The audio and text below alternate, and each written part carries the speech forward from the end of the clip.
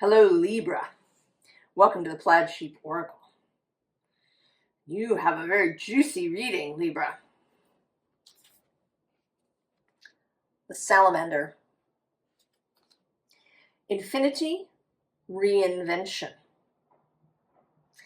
And it is the number 3, which I will come back to later. Reinvention. And not just a simple one, but a profound reinvention. The center here, the scene underlying, is this live oak. Longevity, reliability. So there is a core to you, Libra. A central guiding spirit that is, right, that is internal, that is infinite.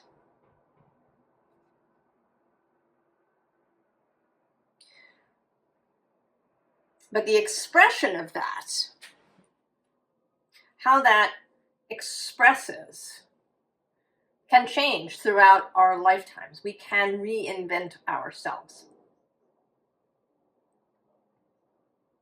You do not have to remain as you were. The natal chart, for example, is only, well, not only, but it is a, right, it's a framework. There are many possible ways that, say, Sun trine Saturn could express itself in someone's life. And that we may express differently as we get older, as we have more experiences, as we see other things and think, oh, you know, I really like that. I like that way of living, that way of moving through the world.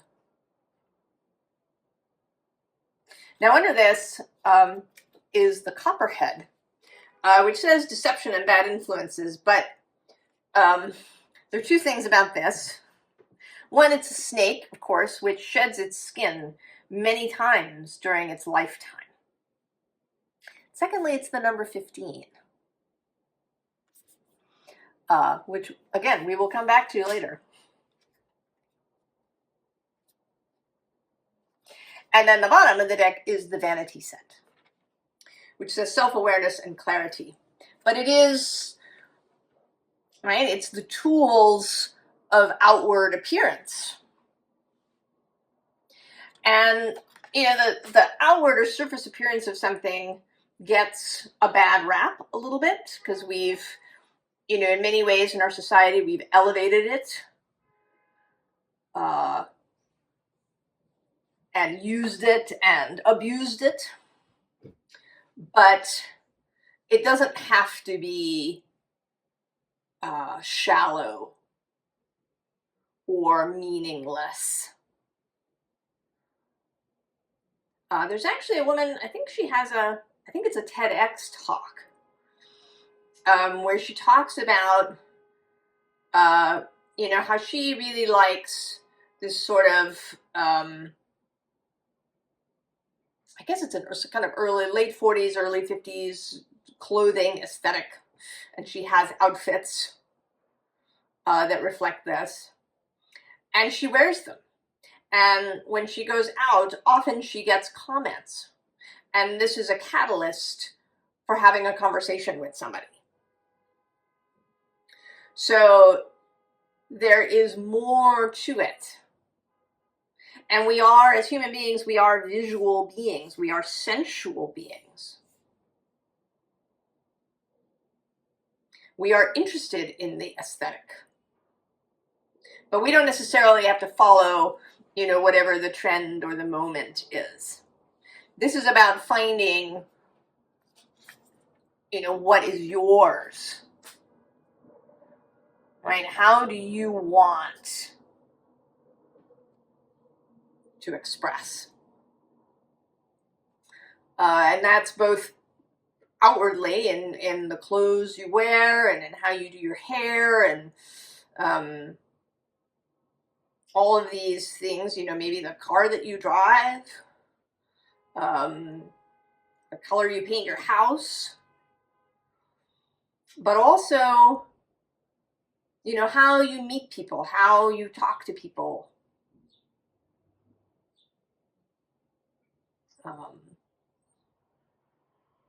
How you interact, your kind of living philosophy. So we have here tangled thoughts, but then interestingly, right below it is this green vibrations card. And it seems like it's sort of the same kind of visual space, but here where maybe she's introverted and kind of internally focused and maybe confused, here she's looking right out at us. Confident, clear. So getting clear in your own mind what you want this reinvention to be. The bottom here is sense of wonder. And I think that that's important, to have a sense of wonder, to not be fixed, to be able to look outside of whatever the current trend is. And that's both visually as well as philosophically. You can kind of go and have a look on Netflix and Hulu and other places, see, you know, what shows are really popular. You know, what is it that is the trend in kind of in a life philosophy? You know, are people into grit? Right? I think grit is having its moment. Right? Things have their moment. You see that, right, like in the herb supplement world. You know, for a while it was turmeric, and then it might be something else, and you know, different superfoods have their moment, and you know, different ingredients in skincare have their moment. Everybody gets really excited about it, and then suddenly you see it everywhere. Until we move on to the next thing.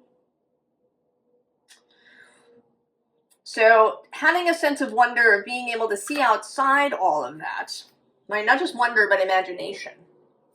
And then there's this curate your life. So you're going to choose. And you're going to choose for harmony. When somebody curates an exhibition, you know, they may have a theme for the exhibition. They have some, right, there's an underlying meaning, at least if it's a good show. You know, you just don't pick a bunch of random things because they're popular and stick them together.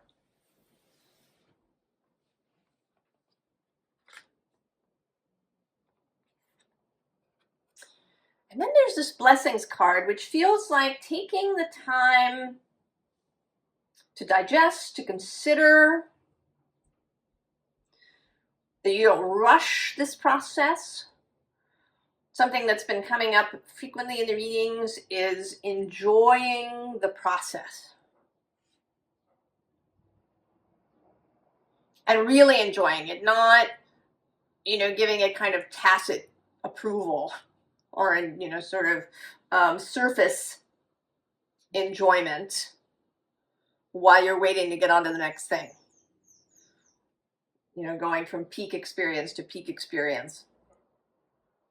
But to really enjoy the whole process and to take time to dream, to receive inspiration from source, maybe from nature itself.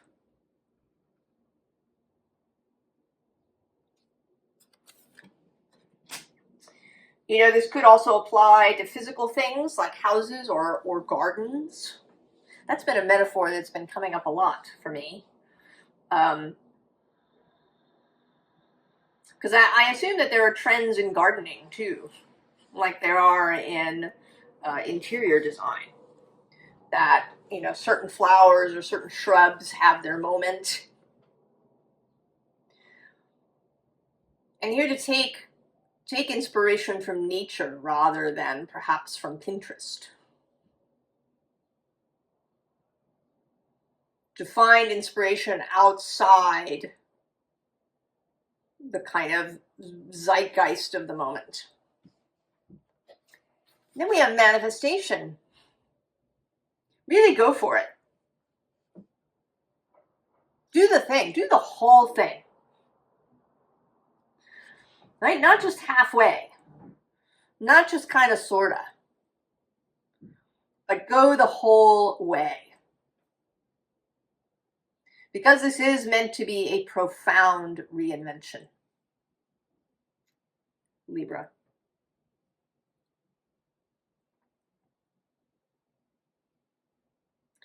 And to go forth confidently, clearly, boldly.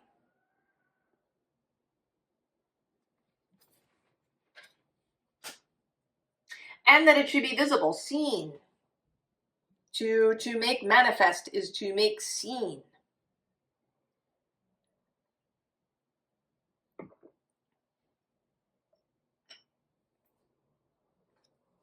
So we have judgment. Ta-da! Here I am. And the cards around that are, on the bottom is the Hermit, who is the sign of keeping your own counsel, keeping your star in mind, keeping your own ideas, values, what is important to you in mind. And then below judgment, we have the Queen of Swords, your court card. Clarity, discernment, choosing. This, but not that. Sometimes Libra gets accused of being indecisive. And certainly I have experienced my sister, who is a Libra, having great difficulty in you know, choosing a restaurant, and then once in the restaurant, choosing the food to eat from the menu. But I think you can take that, you know, use the gift of that, right? Really take time. You know, what is harmonious with what? I know someone who, when she creates a tincture or an elixir for herself out of herbs, she feels her way. You know, which herbs want to come together for this purpose? What feels right here? You know, and it might take her a little while to go through the possibilities, but it's worth it. Now, interestingly, I'm just seeing now that below this Queen of Swords is the Emperor. And I think that some of this energy for you is coming through because of the pileup in Aries, or the pileup that is happening now. Chiron is in there, Mercury is in there, Neptune is in there. The Sun was in there, is now in Taurus, who's the other sign ruled by Venus, guided by Venus. And this is a very Venusian process. As well as Saturnian and Neptunian and Plutonian. So there's Venus, right? This aesthetic, this sensuality, the visual, what you love, what you feel. Neptune for imagination and wonder and seeing outside, going outside. Saturn for choosing. Yes, no. And we're going to come back to Saturn later. And then Pluto, of course, for the transformational quality. But Saturn is going to be entering Aries in May for a few months until, I think, November 7th.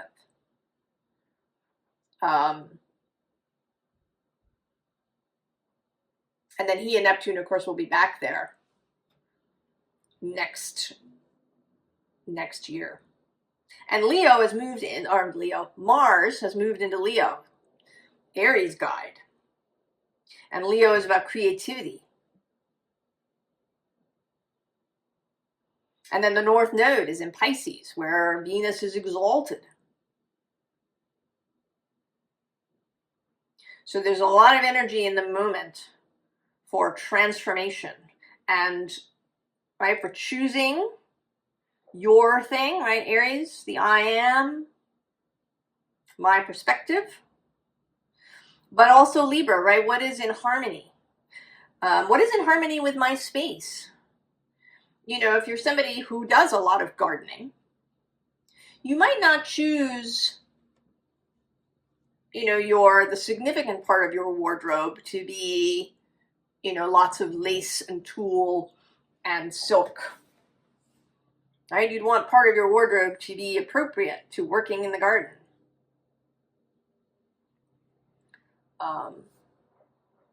But you might have some really stylish garden outfits.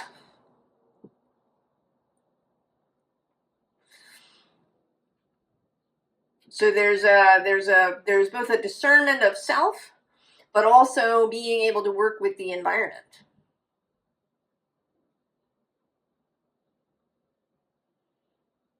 It doesn't have, you know, you don't have to be, you know, constantly in opposition to something.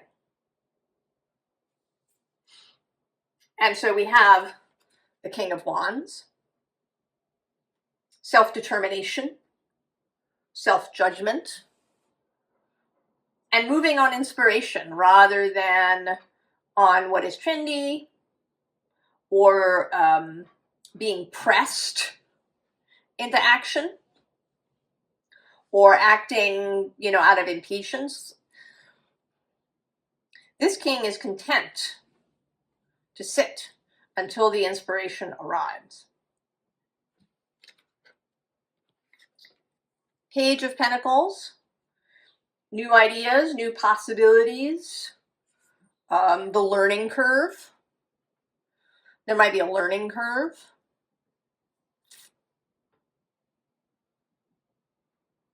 In the way that you are choosing to be and how you're moving forward. You know, if you decide that part of this reinvention is a move, it might be. You move from rural to urban or urban to rural. There's going to be a learning curve if you've lived for a long time in the other space.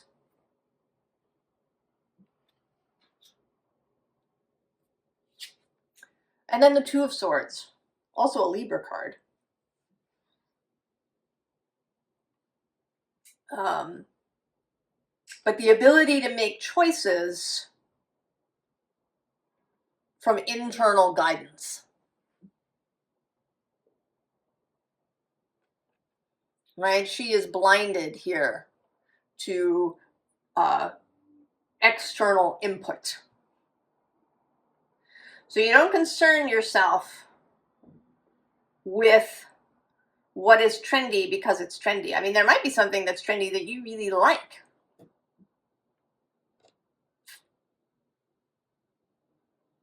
And you're going to choose it because you like it, not because it is trendy. And you know, you might keep doing it long after it passes.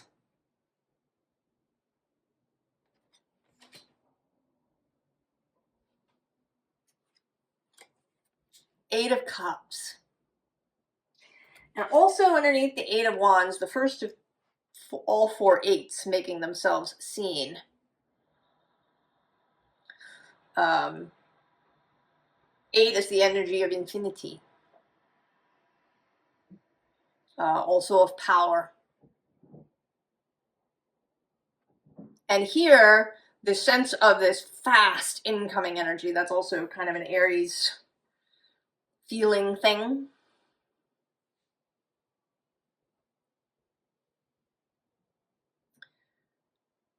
You know, and with Neptune in Aries, he is trine both Leo and Sagittarius. So the fire signs have this energy of mutation, of change, of, you know, dissolution of some things. And it can be moving fast. And then this Eight of Cups, this energy of choosing, of deciding what to keep and what to release.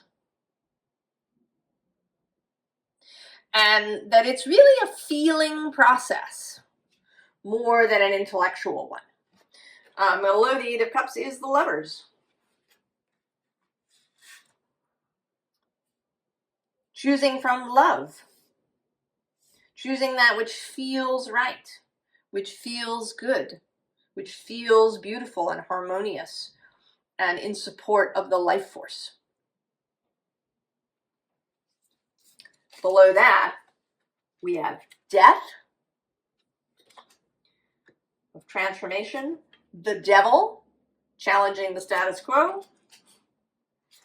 and the Fool, taking off.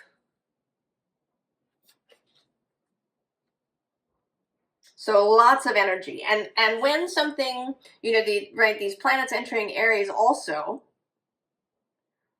strongly activate all of the cardinal signs. I think of the Fool as being sort of Aries, and then the Devil is Capricorn.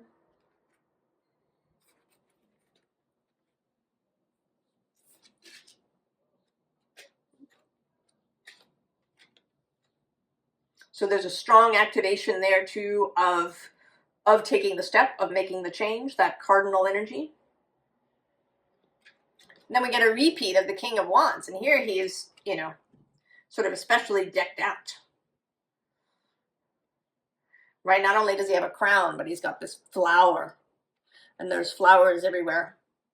There was a tradition in the past, in certain places, of the king marrying the land. That there was an agreement, a contract even, between the leadership of the human community and the land. And it's something that we have clearly lost sight of a long time ago. But we can call it back.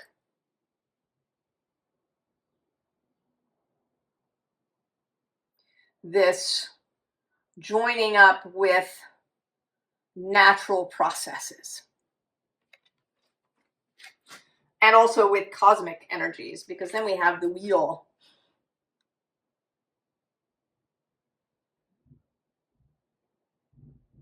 So allowing also for the energies, the cosmic energies, the co-creation. Seven of Wands, courage, leadership. You know, this comes after the Six of Wands, which is the victory and the victory lap. Being seen, being willing to go first. That's another Aries thing, going first.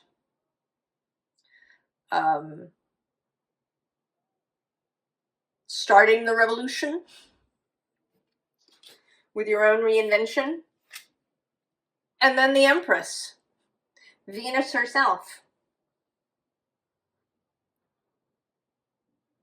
appearing to me for the first time. But she's number 3. Salamander, number 3. The Empress energy. Venus energy.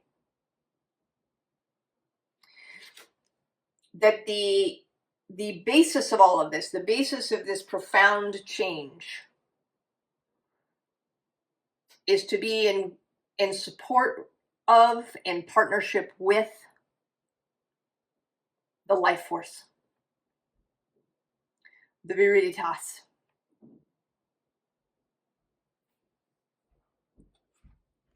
And then the Empress again. Lovers below that. And the Star at the bottom of the deck.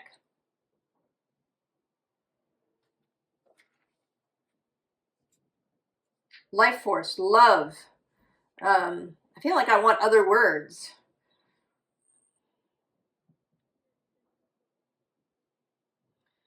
Right? The energy that bursts the flowers into bloom.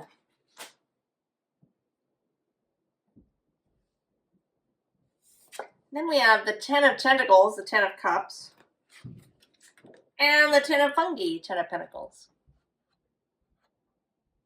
So this isn't about, about being a hermit, right? Deciding to go off and live in the woods somewhere off the grid and do only what you want to do and never mix with anybody ever again.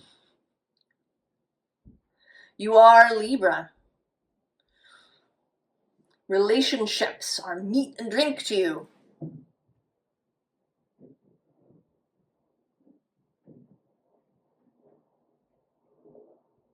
This profound reinvention wants to be life-giving, not just, to the earth, but to people around you. Right? I mean, you see that in anybody who's walking their dog.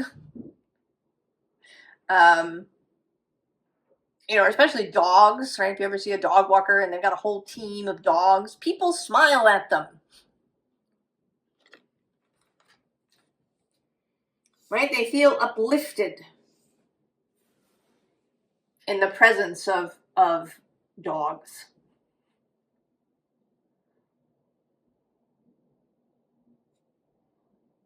But dogs are themselves.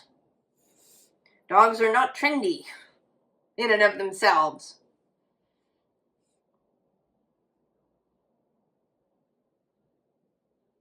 But it is possible to follow your own voice, your own spirit, and to be in harmony with those around you, and to hold out your hands to others.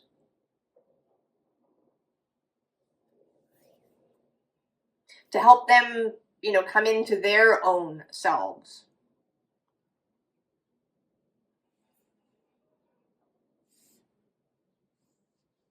Right? There can be a shared, right? If the shared value is one of supporting the life force, of supporting generation.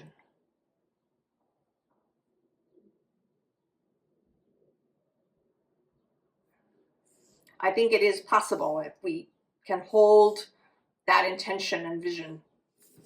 And so we have the 2 of combustion, the 2 of wands, the holding of the vision, and here the 8, the third 8, the 8 of fungi, pentacles, doing the work.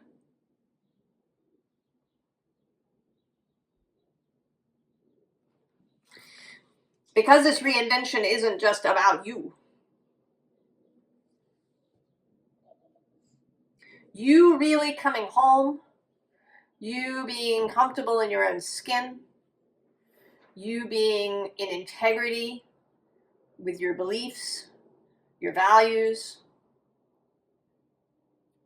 you supporting the life force.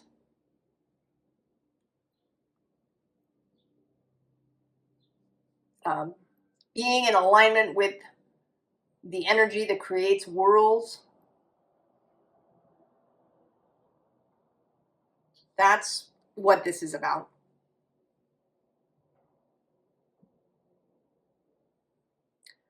So, formal advice. And just then it was 30:03 on the counter.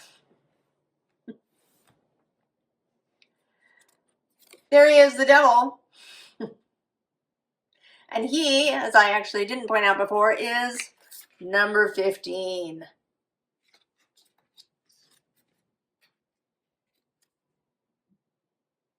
And actually below him is number 16, who is the tower. Number 17 is the star. Comes out right after the tower change. So the devil, as in the adversary to the status quo. And it doesn't have to be, right, one doesn't have to be in revolution or even in resistance to things. I mean, that actually, right, that's the zeitgeist, right, to be in resistance. I resist, I persist, I prevent these things.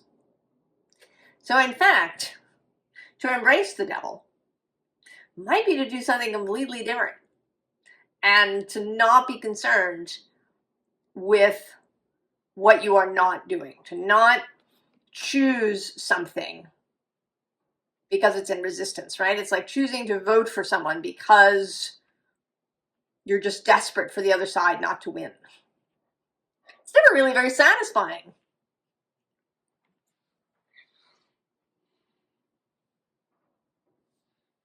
Right? Choosing life. Right? The Eight of Cups is kind of, right, it's about, certainly in the Waite Smith, about the going towards. Right? What you're leaving behind will take care of itself. You are going towards. And that can be tricky because what's happening in front of you is forming itself. So imagination and holding that vision. It's often easier, I know, to think about that which has been or is now than to open the mind to possibility of what it could be. Now at the very bottom we have this, right, this hospitality card of the Six of Roots. Welcoming. I mean, you are welcoming your own change, and you welcome others in their change. And I'm actually going to go now further into the deeps here. We have this Mama card, who is the Empress. And there's the Eight of Cups again. Followed, interestingly, by the Eight of Swords. And I'm not seeing this as the normal Eight of Swords, as in you being afraid to move. I'm seeing this as you feeling your way. So you've made the choice to go. And it may not even be that you have, that you're rejecting something. Right? Because what's left here, right, in these cups is kind of nice. There's little plants growing. It's not, you don't hate whatever is here. You're just moving on into a new space, into a new phase. And you're feeling your way. Sometimes in certain kinds of metaphysical training, people are sent into mazes of various sorts, blindfolded. And they're meant to find their way through just by feeling the energy, right? Can they feel that there's a barrier there and that they need, to go this way to get out of the maze? So that's what that's like. You are feeling your way.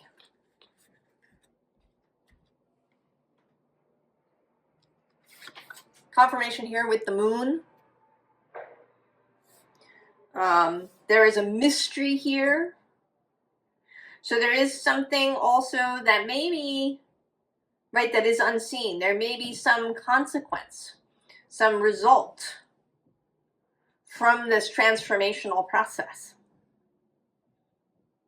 that you're undergoing. This reinvention might, it leads you to meet somebody who then leads to something else. or it leads you to get interested in some topic that you didn't know about.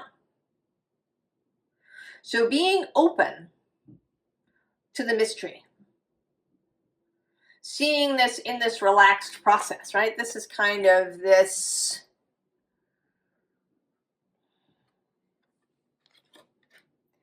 and this.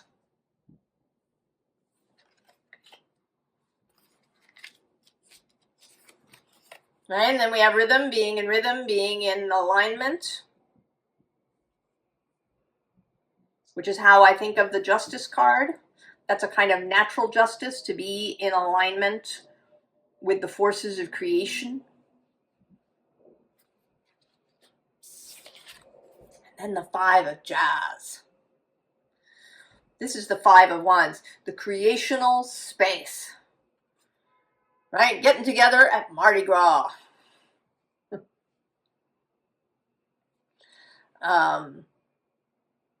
You know, when you meet up with others,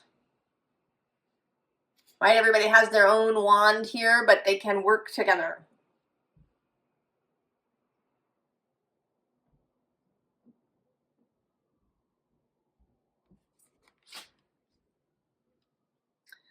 Libra. I hope you're excited about this. I hope that this is a confirmation that you've been feeling this urge. You know, I imagine that snakes, right, that there's some urge that happens when the skin is ready to come off.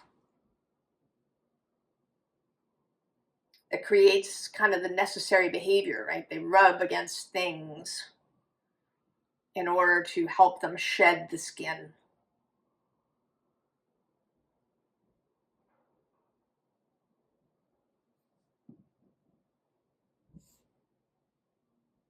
So this is a generative process inspired by Venus. She returns to Aries on May 3rd, I think. I'm not exactly sure. But anyway, like the first week of May. And then she will return to Taurus on June 6th. So there is, right, there's this whole space through the spring when I think you could really, and even beyond, right? It'll take her a while to come all the way around to Libra. If I remember, I will write in the description when she re-enters Libra, since it might have significance in some way for you. Enjoy yourself, Libra, really. Take pleasure in this reinvention. I wish you the very, very best, Libra, and I will see you next time. So long.